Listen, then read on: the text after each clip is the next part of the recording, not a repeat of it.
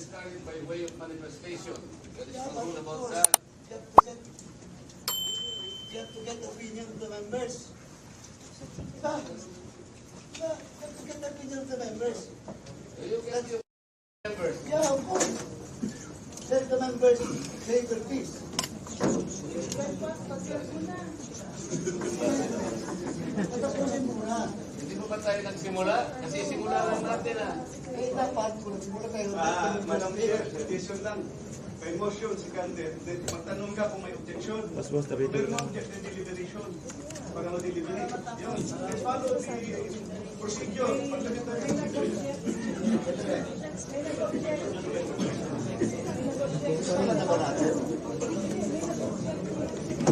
Oh, pag may objection, mag-deliberation tayo. Hindi po yun eh. Tinatanong kasi, sagutin ninyo, if this community has the right to discard a well-kept tradition, is this committee authorized to set aside the tradition?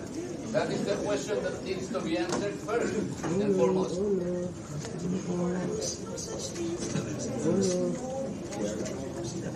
Pwedeng pindutin yung mic.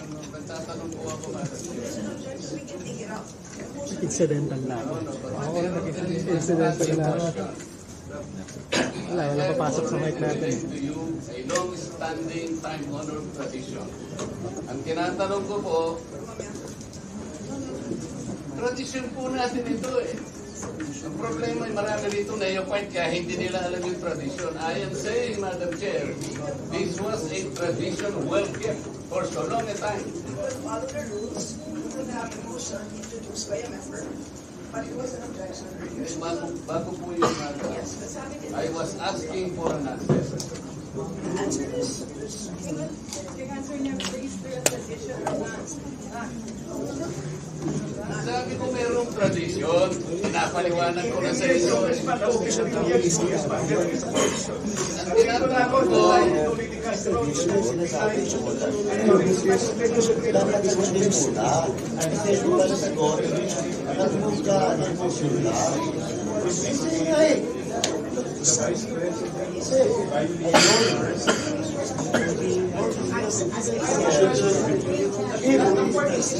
Excuse po.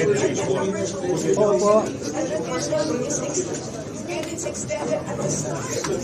At the start. It's extended before interpellation. This is required. Because the petition is suspended. And it is also introduced by a member, which will be parts of the petition. So it's not a petition. Madam, There's no such authorization to set it aside. magano na muna tayo para ma-record. Para ma-record. Ito, di nakalagay sa ito. Siyempre po, sabi ko tayo pero ito.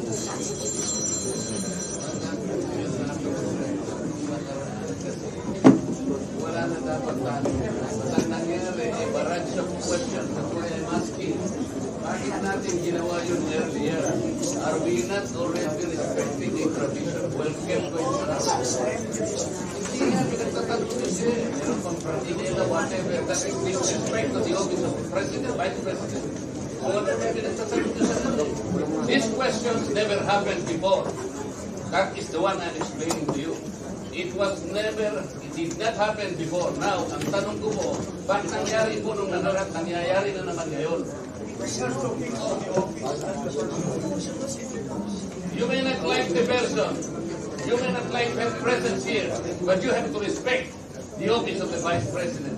That is all, because that is guided by the tradition. Kahapon po, kagaya po na sinabi nila, wala nang pinagtanong sa office of the President, and that is correct. That is in line with that tradition. Ngayon po, kung ang tinatanong po ngayon, are we discarding that tradition? And is this committee authorized to discard a well-kept tradition? O kaya nga, then why are we intending to ask questions na naman at pinatawag nyo na naman kung sino-sino dito? That is why, kung hindi po kayo makakasagot, Madam, ang tinanong ko na sa inyo, I am now moving. Oh, pratinela pa? Saan po kayo nakakita ng gano'n? This did not happen anytime. Panlabing, because taon ko na po ito. Alam nyo, Madam Stella, I was already here when the Vice President was Nonini Castro. When the Vice President was Binay. When Vice President... But you were also here in the last hearing. No motion was introduced. Yun na nga, kasi question na kaagad eh. Wala man lang... We can read the records. We did not make the Sana motion siya ngayon.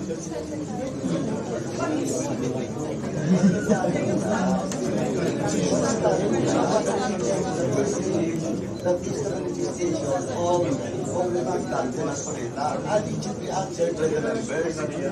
Motion, then after that, Nasoleta will hold that motion. Hindi ba nga nasagot eh? Will we let it just Nasoleta to speak? And then we'll put the motion. Sagutin muna. Sagutin muna yung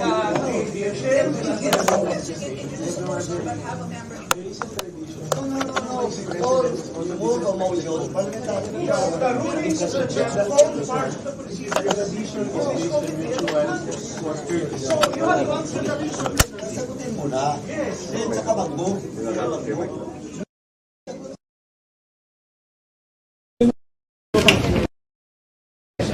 Rulings of the chair form part of the rules because it will set a procedure. So if we will set a procedure now that we are discarding traditional courtesy, parliamentary courtesy. No, goodbye, parliamentary courtesy. Wala na tayong parliamentary courtesy. Next.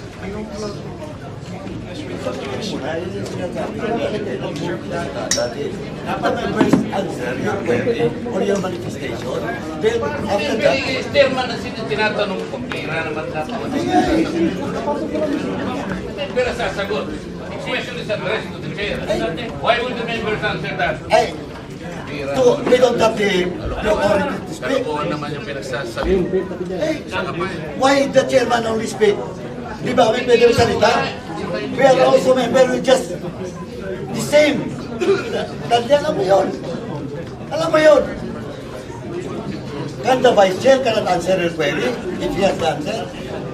Pwede. Pinag-uusapan natin ang chairman ang sasagot. No, it is not only the Ba't chairman. magsasalita ng ganyan? Well, back in, salita na kayo. Kaya naman ito report. Pwede magsalita yung iba. Hindi pwede yung chairman lang. Di ba? Di ba? Pwede mo yung dati. Sa parliamentary procedure in the House that the members cannot speak. Pwede. Di ba?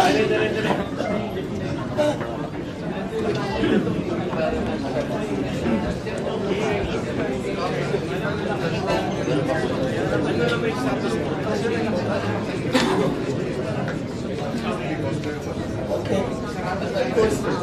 Ano yung chairman ng